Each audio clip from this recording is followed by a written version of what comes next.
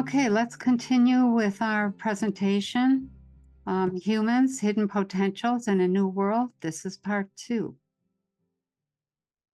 So let's pick up where we left off. We were talking about time, and the definition of time is time as we think of it in the third dimension is the result of moving your perception from one set of frequencies to another in a linear fashion.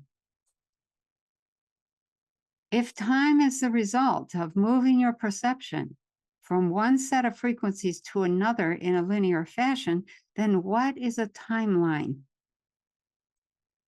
A timeline is simply a series of perceptions that produce a series of feelings and actions, some local and some non-local. So, is that clear? A timeline is a series of perceptions. And those perceptions produce a series of feelings and actions, some local and some non-local.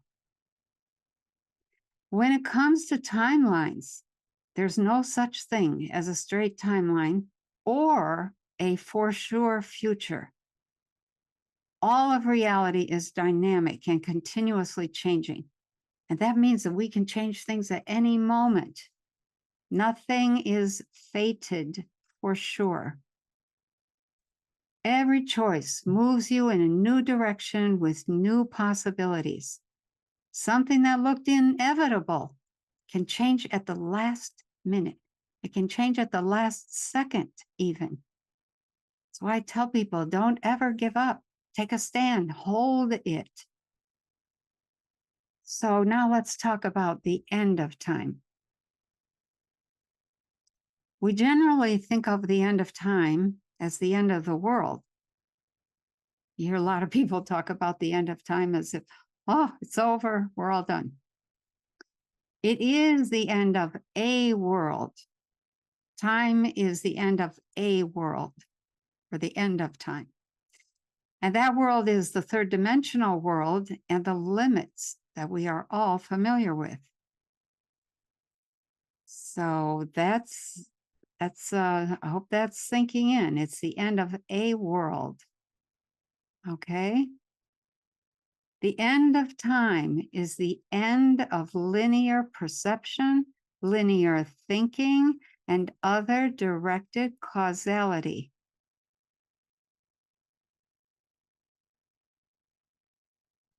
The end of time is the beginning of multidimensional perception and a step toward the full potential of consciousness. I cannot emphasize that enough.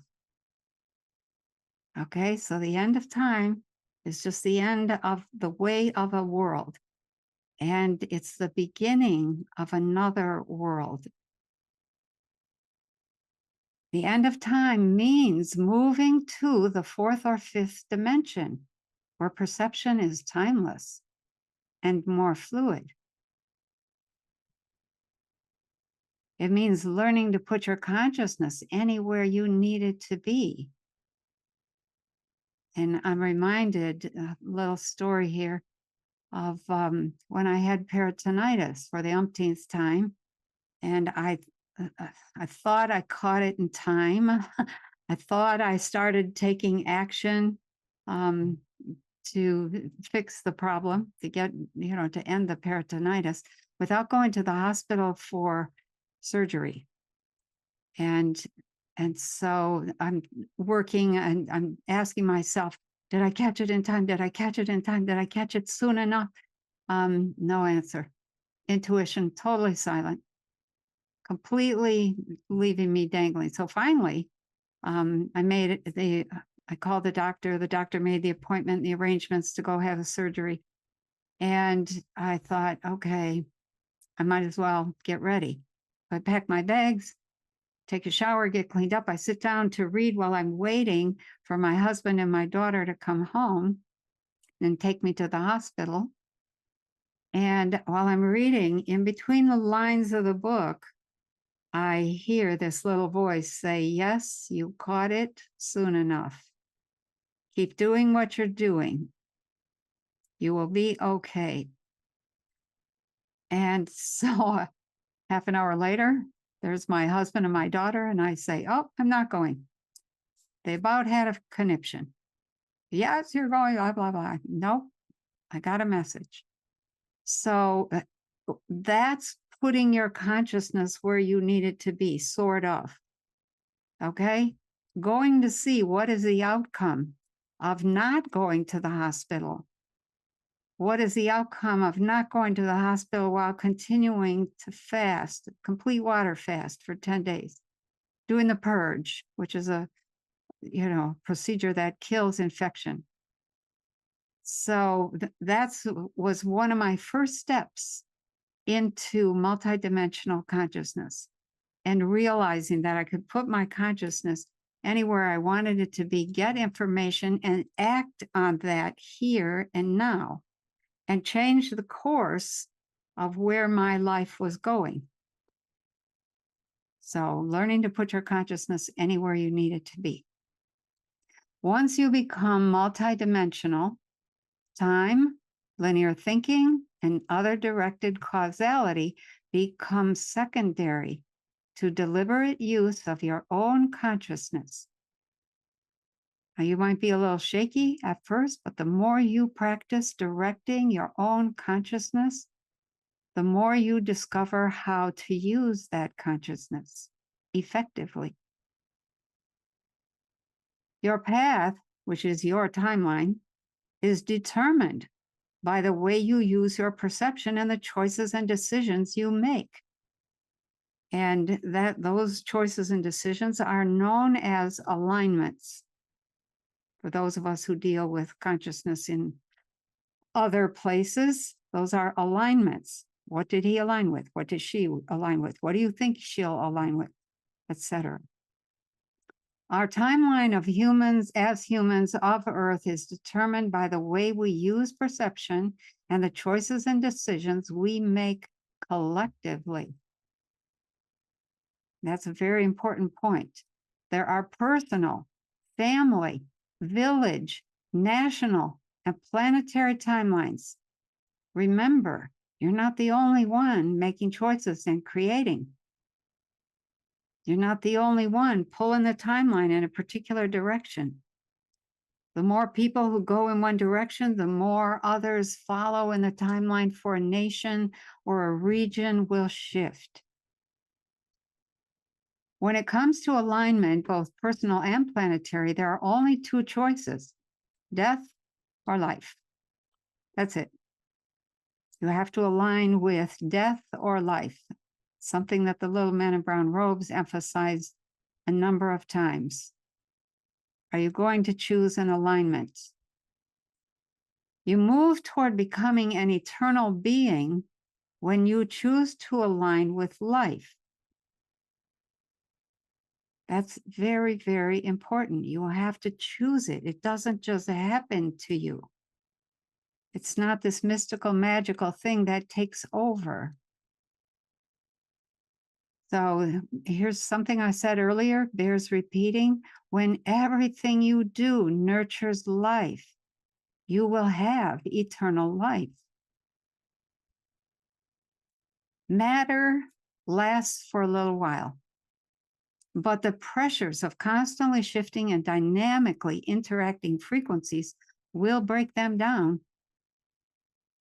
And here you see things that have lasted for quite a while, but after a while, other forces begin to work on them. This breakdown is accelerated when attention shifts to new and easier ways of doing things. We're always looking for an easier way. Sometimes the easy way turns out to be not so easy. But if you can look at what are some of the outcomes of this thing, not just the one thing you want, but what are all the outcomes, then you can begin to choose wisely. Reality flows where attention goes. You stop putting attention on your roof, pretty soon it's leaking. Stop putting attention on your car, pretty soon it doesn't run. Things change. We're trying to make life easier for ourselves. You can't really do that without stepping into your power. So the end of linear time is a chance to step into multidimensional existence. So instead of waiting for things to happen, you go to see what that outcome is. You just go there. Multidimensional existence is putting consciousness anywhere in the space and time frequency matrix in order to access experience or information. That's the difference between time, the end of time, entering into multidimensional existence. It's the difference between 3D and 4D or 5D. 4D, you're moving into it. 5D, you're in it.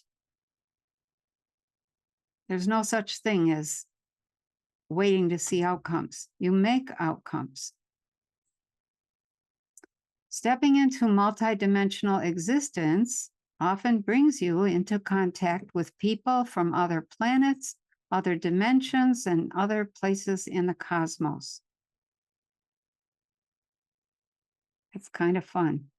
Why? Because multidimensional existence expands consciousness and energy flow, which increases your light. The more energy flow you can get flowing through you, the more light you will give off. You might not be able to see that light, but other people can see it. Here's an example of some of my efforts to expand my own light and step into multidimensional existence. Here I am. This is myself and Patty Greer. We're at Contact in the Desert. She had created a video called Crop Circle Diaries and interviewed me in it, and she was presenting it at the Contact in the Desert conference. And I was off in the wings of the stage, and she said, "Come on out here, say something to the people." And I was not comfortable with that, but I went out on the stage. I have no idea what I said. And somebody in the audience took this picture. And she said, "I took it because I was stunned at the amount of light that you had around you." On the stage, you can see I look quite washed out. Patty looks kind of normal, but the computers and the cameras could not handle that extra light, putting it onto the big screens on the side. And what you see is basically just a whole bunch of light with kind of a microphone sticking out of it. So I didn't think I was getting anywhere, but I'm getting somewhere. So, and that's the next stage of human development that I'm trying to describe and put out there for people to learn from. So expansion also makes you aware of your roots elsewhere in the universe. It makes you aware of your telepathic abilities and other skills of consciousness, such as the clairs, intuition, teleportation, so many things. In 3D, it's hard to manage those things. It's hard to go after those things because 3D is so demanding in the effort just to survive. So there isn't time to develop. But if we could begin to move a little bit toward an easier life, which is the development of consciousness, then everything changes, everything. As awareness expands, you become highly sensitive to the energies circulating within you and in the world around you. Highly sensitive. A lot of people say, "Oh, I want to expand, I want to ascend, I want out of here." Doesn't work that way. The more you expand, the more inclusive your knowledge, your feeling, your perception becomes. The more pain you will also feel. You have to choose life and health and joy on purpose. You begin to see how many of our problems, pains, and sorrows are the result of our own choices, our actions, and our ignorance. Why? Because we're not using consciousness. We're still playing objective observer. We're still playing victim. We're still in ignorance about how to use consciousness. Many people cling to helplessness, play victim, and hope God will do something, while failing to use the power of their God-based consciousness they are made of. I've heard that many, many times. Why did God allow this? We are the God stuff. We're made of it. We're just not using it very well. So where can we go from here? What can we learn from those who are more advanced? How do we get to a new world? So learning from advanced races is problematic because people from elsewhere in the cosmos have a much more expansive and powerful consciousness, and they're not much interested in spending much time on the ground with us. So that is a very big problem. Why don't they want to spend so much time on the ground with us? Because we spend so much time wallowing in war, pollution, and sickness with little mental or emotional self-discipline and some very destructive behaviors. Many off-planet races are committed to the Prime Directive. It's a moral, ethical, and legal agreement that prohibits interference and even contact. And here's a quote from it. I'm going to read the whole thing, but here's a quote. It says, prohibits contact with any world that has not yet achieved interstellar travel capacity and has not established an organized, continuous relationship with an evolved external interstellar culture. So let me read the Prime Directive to you, just for those of you who haven't ever read it. It's kind of short. Got 10 rules. Okay. Prime Directive, rule number 1. The Prime Directive is to serve as a moral, ethical guide and a legal template. 2. The Prime Directive is applicable to all cultures in any world that have not yet achieved interstellar travel capacity and have not established an organized, continuous relationship with an evolved, external, interstellar culture. Number 3, nothing within these articles shall authorize the Galactic Federation of Worlds personnel to intervene in matters which are essentially of the domestic, local, or private jurisdiction of any planetary system, or shall require the members to submit such matters to settlement under any articles of the Galactic Federation of Worlds. Number 4, as the right of each sentient species to live following the greater universal law of free will in accordance with its natural and biological cultural evolution is considered sacred, no members or personnel of the Galactic Federation of Worlds may interfere with the normal, autonomous, and healthy development of native life, society, and culture. Such interference includes introducing superior knowledge, strength, or technology to a world whose members and society are incapable of handling such advantages wisely, judged on their present level of spiritual, moral, and technological evolution.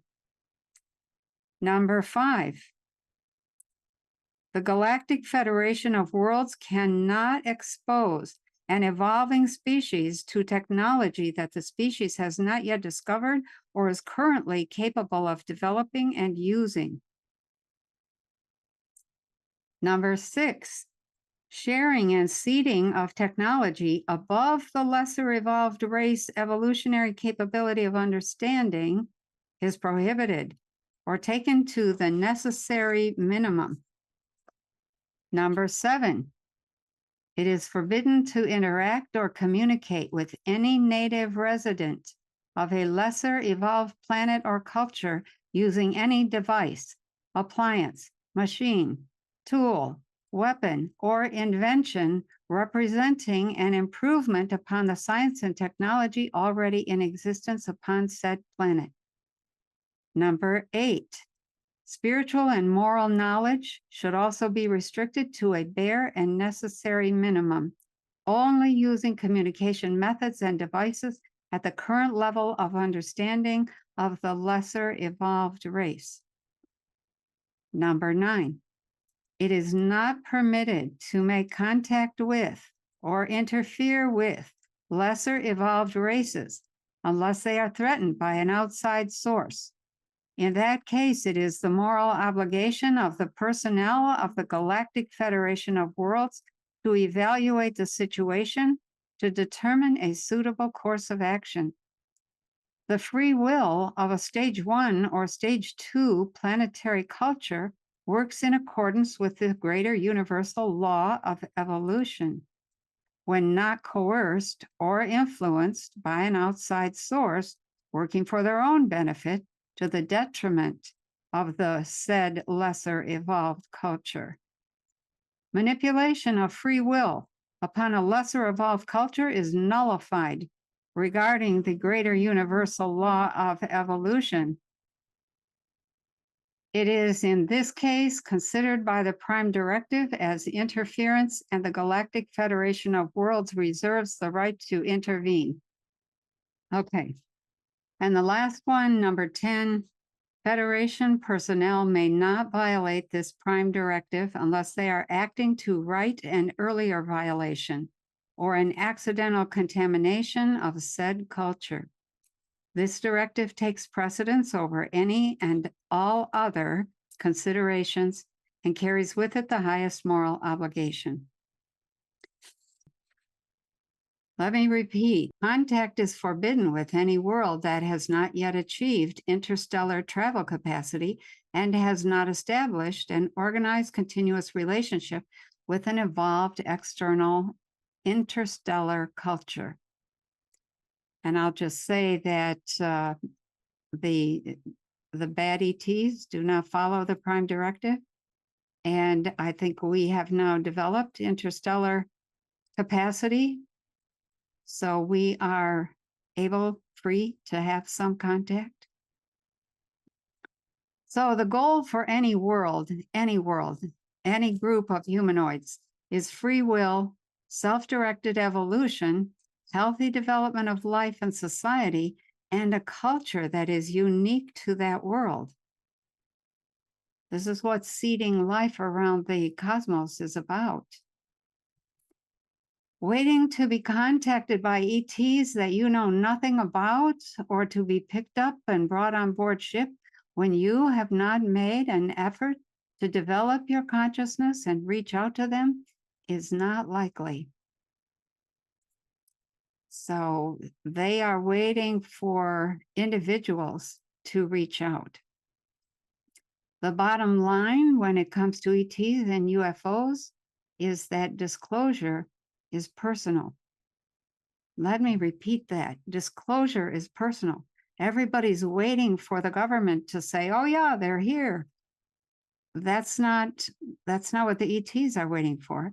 They're waiting for enough of us to reach out with our consciousness and say, I'd like to get to know you, or something similar. Disclosure is personal first.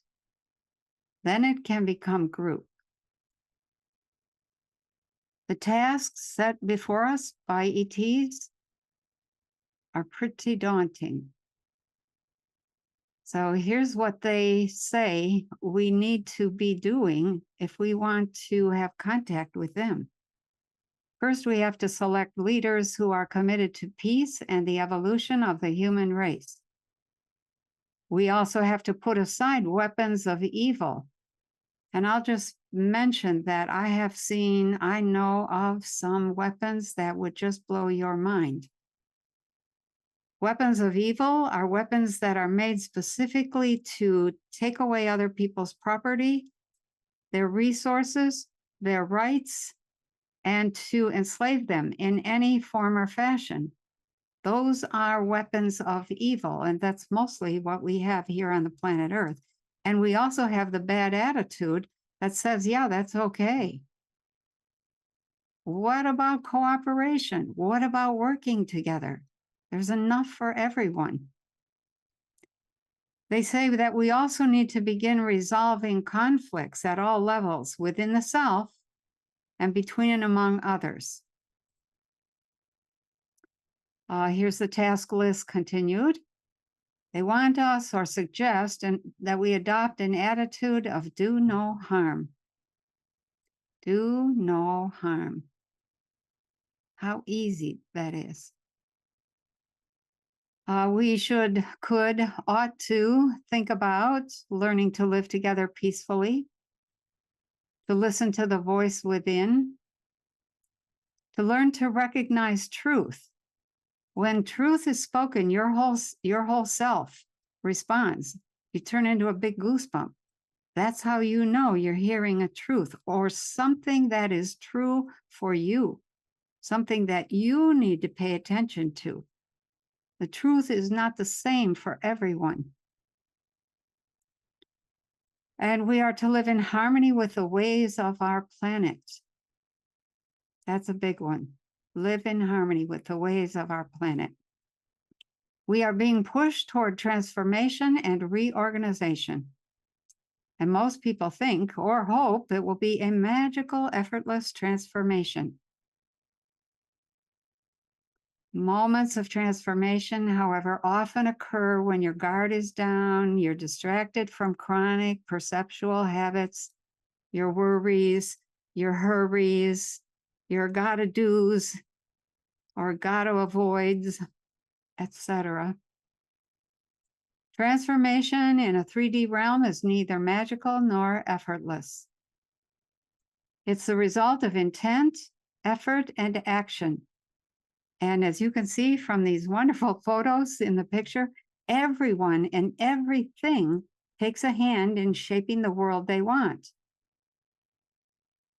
So we are working our way toward what kind of world? Are we even conscious of what kind of world we want?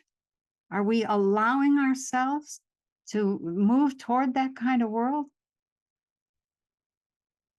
Here's our world. Here's what the ETs see a lot of. It's awful.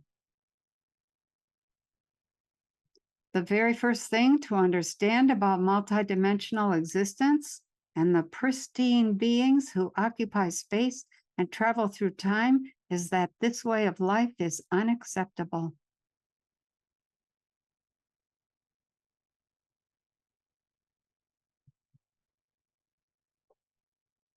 The Pleiadians have a saying, your environment is the symbol of your intellectual, emotional, and behavioral organization.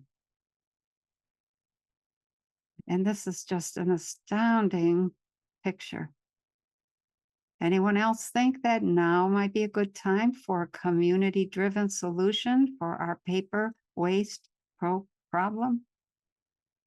Wow. That's just mind-blowing.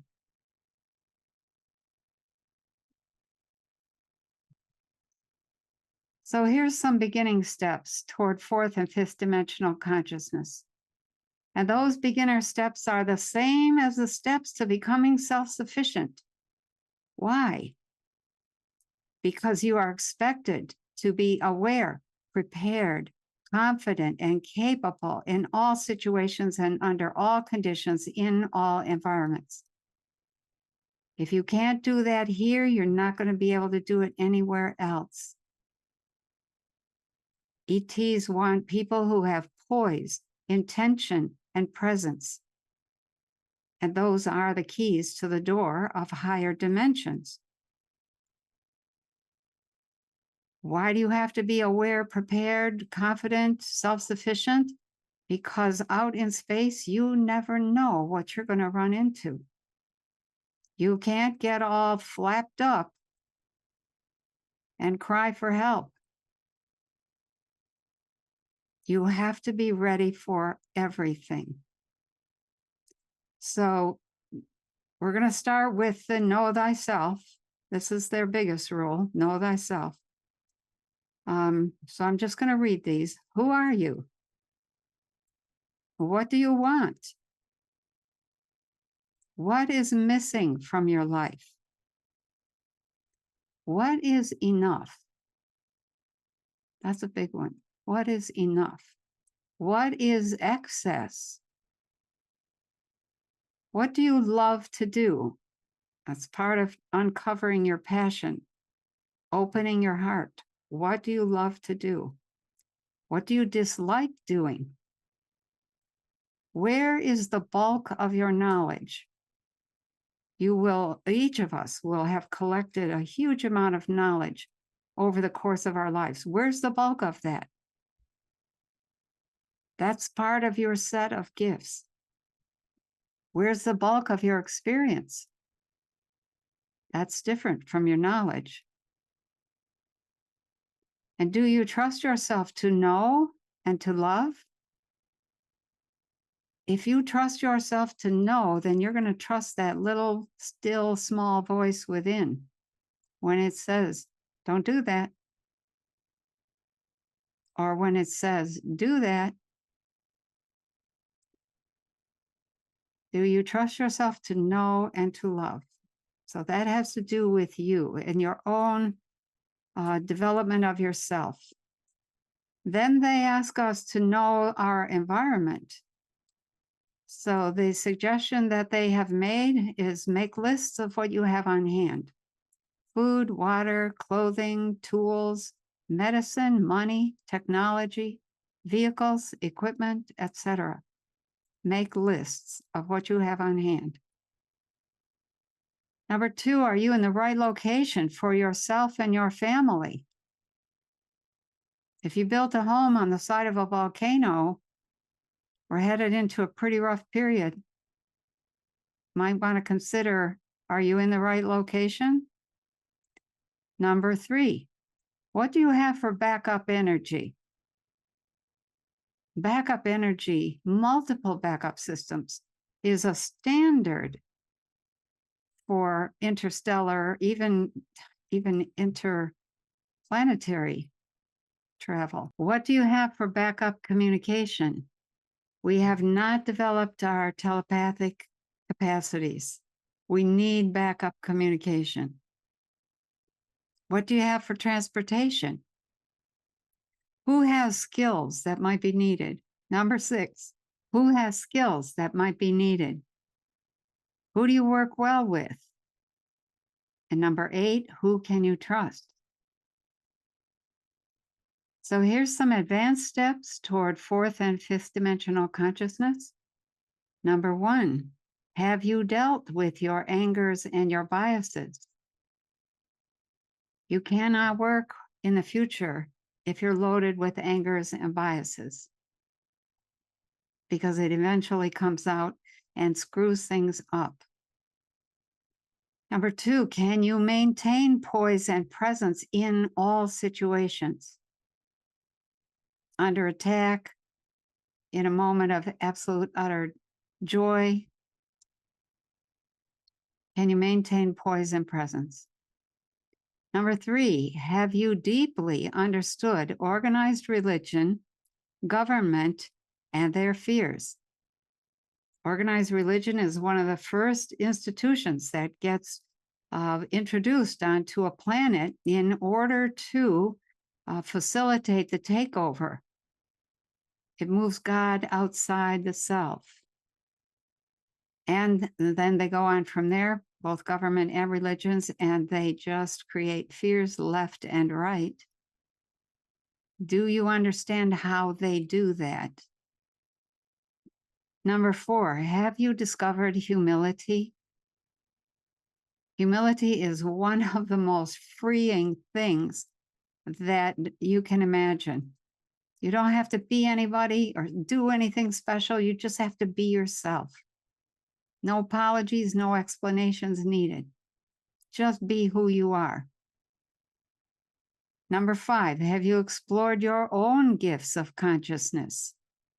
What can you do? Some people are great healers. Some people are great dream walkers and dreamers. Some people are really good when it comes to clairvoyant moments or clairaudient messages from people on the other side. What are your gifts? Number 6, can you shift your brainwave frequencies? Now, that's something that might take a little bit of practice, but that's maybe something we can talk about in another video. Number 7, do you know what you are doing in the dream state? Everything is a dream. You're going to create consistently and congruently in all states, in all dimensions. What are you doing in those? It's very instructive. And often you are going to forecast what you are going to do in this reality by dreaming about it in another reality. Number 8, do you work well with all others? All others. Who do you not work well with? Can you get over that? Can you get past that? Can you integrate that? Number 9, can you work with others without expecting something in return? You're just given a gift. Number 10, do you know the kind of contribution you would like to make to your world? What about to other worlds? What are you doing here? What is your gift? Give it. Number 11, are you willing to continue educating yourself? So many people say things like, oh, I'm too old for that. No, you're not. One of the things, if you're going to live to be an eternal being, is you're constantly learning new ideas, new techniques, new processes, new concepts. That's a given. If you refuse to learn or you stop learning, you're going to go down with your time. You have to be willing to educate continuously. Number 12, are you comfortable with the idea of letting go of a planet and living on a mothership? Can you even imagine that? Some of those ships are huge. They're miles in diameter. I actually feel much safer on one of those ships than I do on the surface of this planet. Number 13, are you willing to work toward eternal life? Why have it all die out after 70 years? You don't even begin to get ripe until you're 50. We're naturally supposed to live 10 times our age at puberty. So for most of us, that's somewhere between 120 to 150 years. Most ETs, that's considered shameful. That you didn't take care of yourself well enough to even last your lifespan, your natural lifespan. They live hundreds of years, thousands. And yes, some of them do use technology to boost that capacity to restore, renew, regenerate. But they're doing that because they have something that they want to give to the world, the worlds, plural. A gift of life, a gift of joy, a gift of whatever that individual thinks they have to give, something good. So, what will you be, have, realize, or do once you move into other dimensions of consciousness? You know, all that stuff we just talked about, by the time you go through all that, you know, what are you going to have? Is it going to be worth it? Because it's a lot of work. Don't fool yourself. It takes some time. So what you will have or be or realize is that you will begin to see the world as an eternal field of awareness and yourself in relationship with all things. The field is everywhere, and it's aware. It's conscious, and it responds to you if you reach out. You'll have the experience of inner peace and patience. Oh my, I was the most impatient thing when I was younger. And gradually I learned to watch and to be patient. It's such a gift. And that leads to inner peace. You're not in a hurry anymore. You'll have an ability to generate steady love. That is so important. Generating love. It's not something that just happens to you. It's something that you decide to do. You'll have an openness to new ideas and ways of living, and you'll be able to work in cooperation with those around you. That openness leads to cooperation. It's like, oh, look how he is. Look how they think. Look what she's doing. Wow. There'll be an interest in continuing life instead of working toward the end of life. Everybody here is working toward the end of life.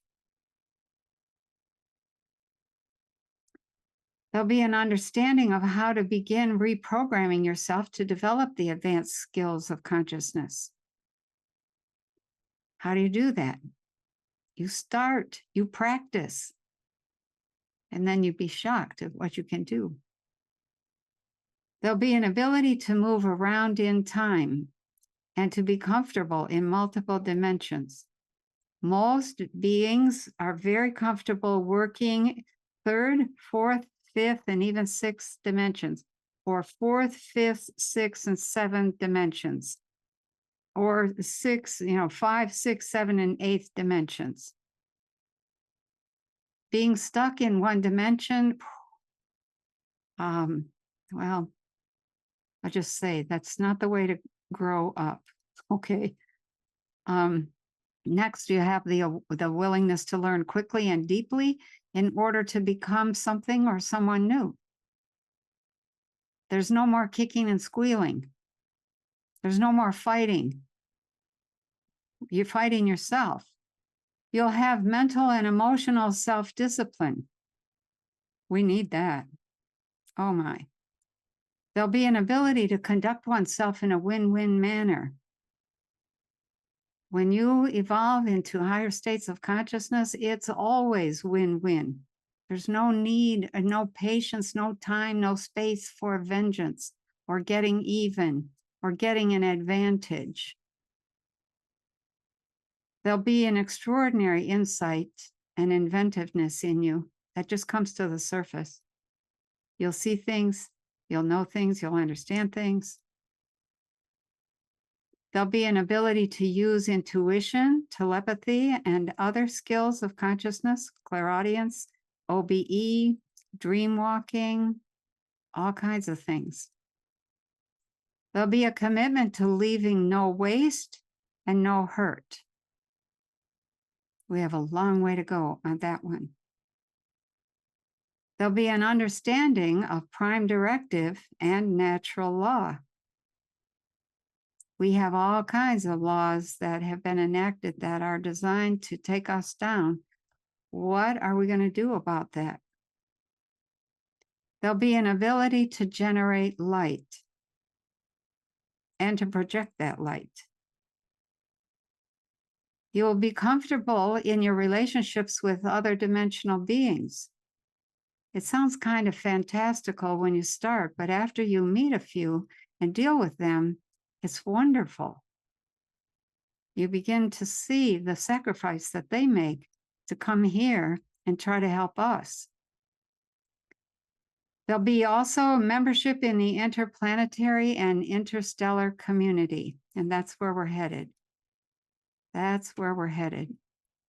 So 4D, 5D, that's where we want to start understanding what characterizes a 4D, 5D place.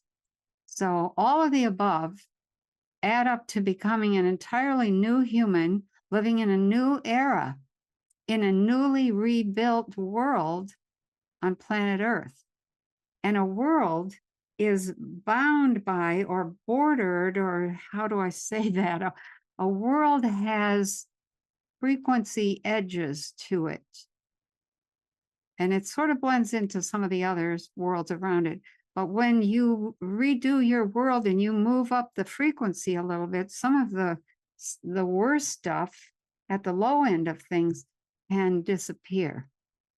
So a newly rebuilt world at a slightly higher range of frequencies. That's what we're after.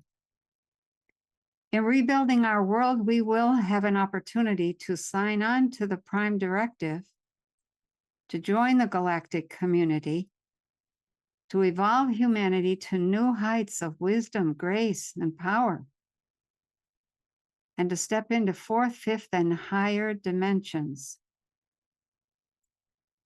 I think those are well worth it. Those opportunities are well worth going after. We will begin to understand the differences between third, fourth, and fifth dimensions. And I've talked about this in some of my other talks or on my website. So here's a few things that are different from one dimension to another. So the first one, the first column is third dimensional. The middle column is fourth dimensional. And the column on the right is fifth dimensional. So 3D people are short-lived, maybe 70 to 80 years. And maybe the last 5 or 10 years, they're completely dysfunctional. People in 4D live 2 to 5 times longer, and people in 5D live very long. Some of them are eternal. So in 3D, people are interested in making a living. 4D wants to make a world, and 5D wants to heal a world. 3D is very focused on the individual and pulling yourself up by your bootstraps alone. 4D is very celebrational around individuals, but also very focused on teams and groups. 5D is integrative, one with all things. All needs are filled by the culture, and therefore all work is with groups to improve life for all. In 3D, there's a lot of victim mentality. In 4D, there's personal responsibility. And in 5D, there's creator mentality. Let me create what I need. In 3D, we are confined to the planet. 4D is interplanetary, and 5D, people are interstellar, and some are transdimensional. In 3D, education is lockstep and destructive to the full development of the human. In 4D, education is individually tailored to the child and his or her natural abilities.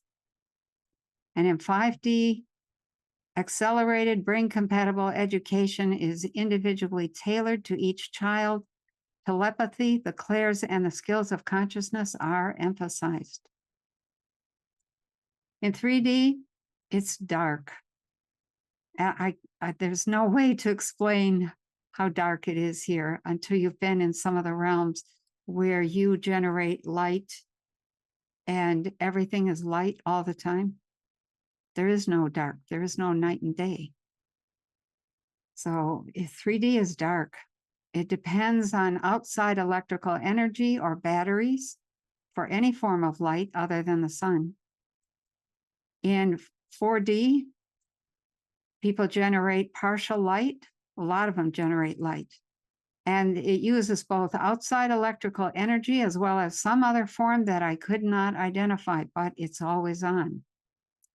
It does not cast shadows. It's very soft, and it's about the brightness of a 50 or 60 watt light bulb. In 5D, the entire reality system is luminous. Oh my, sometimes it's hard to keep your eyes open there. It generates intense light from within and uses a form of energy that I thought was based on the manipulation of fields of plasma. In 3D, the focus is almost entirely on the past, and people believe they cannot see the future. In 4D, the focus is on the present, but there is an awareness of both past and many possible futures that they can choose from. In 5D, the people have moved beyond time as 3D people think of it. They are multidimensional and they move among various configurations of situational frequency sets at will. Let me say that again. They are multidimensional and they move among various configurations of situational frequency sets at will. In 3D, clothing is laborious to make, to clean, to repair, does not often fit well, and does not last very long. In 4D, clothing is assembled quickly, always fits well. Some of it is self-cleaning, and each 4D group has its characteristic clothing. In 5D, clothing is individually fitted, is conscious, self-cleaning, contains energetic structures that perform a variety of functions such as healing, warming and cooling, energy feeds, physical prowess such as lifting, running, jumping, etc. And there's much more to be learned here. This clothing sometimes appears to be made of light. And lastly, in 3D, there's frequent sexual activity with little regard for the possibility of pregnancy. People believe it is their right to have sex, bear children, and abort them. In 4D, sexual activity is people have sex, but there's great care to avoid unplanned or unwanted pregnancy. All children are by choice and they're treasured. In 5D, there is some sexual activity, but it's mostly used as healing. Sex is used as healing and retuning the body. Pregnancy is rare. Babies are cloned to high-level DNA specifications. So those are some of the differences. You can go to my website, pennykelly.com, and somewhere up on there, there's a whole set of papers that talk about the differences. It has, I think, 4 or 5 pages. So, okay, once you begin the journey of self-transformation, be aware that the universe will meet you halfway. You are not living in a vacuum, nor are you operating in one. Begin redesigning yourself and the world you live in. You will have to demonstrate here how you would live there.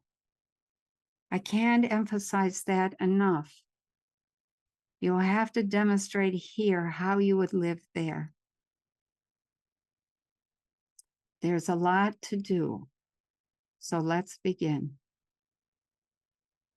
The new world begins with you, with us, with all of us.